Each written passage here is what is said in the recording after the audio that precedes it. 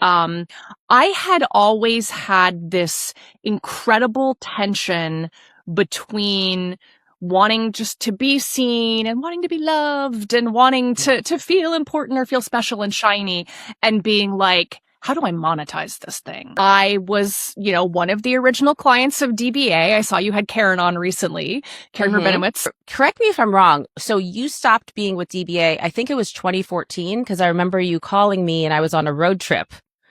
Yes. And then cut to, 4 years later in 2018, the same thing happened to me and I called you and I was like, ah! What was that experience like? Because that was really scary to me. Yes, saw the writing on the wall, so it wasn't a surprise, but I had been with DBA for a few years and was, in retrospect, like, the money I was making was crazy relative to, it was like, okay, like, big fish in a small pond, because the pond hadn't exploded yet. But I'm like, I had some years where I was making 6-figure years off of this sponsored post and that sponsored post. And I'm like, totally.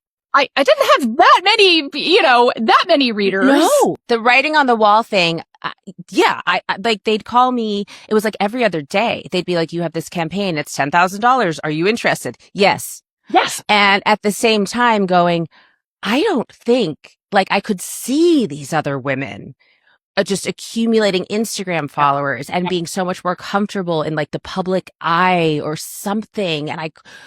But it felt like DBA was my lifeline to career and money. And when it went away, I was 100%. Like, holy shit. 100%. Holy yes. shit. And I kept doing it for a while, but it was like, I was just so angsty about the whole thing.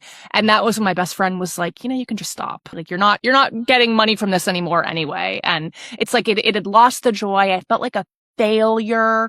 I felt like, again, the needing likes and needing visibility and needing to put yourself out there in a certain way, to be perceived in a certain way. And it was just all like anathema to what was interesting, to me at the time, as I'm getting into my mid-30s. And so it was like, okay. I remember feeling such a powerful sense of betrayal from DBA, honestly, because I was like, but we were in this whole thing together from the very beginning. Sure. But of course it's business. And I kept telling myself that, but the impact that it had was, like you said, going from 6 figures to holy shit, what am I going to do? And, doing what we did leaves you with this very interesting little constellation of skills that don't necessarily translate to, a job.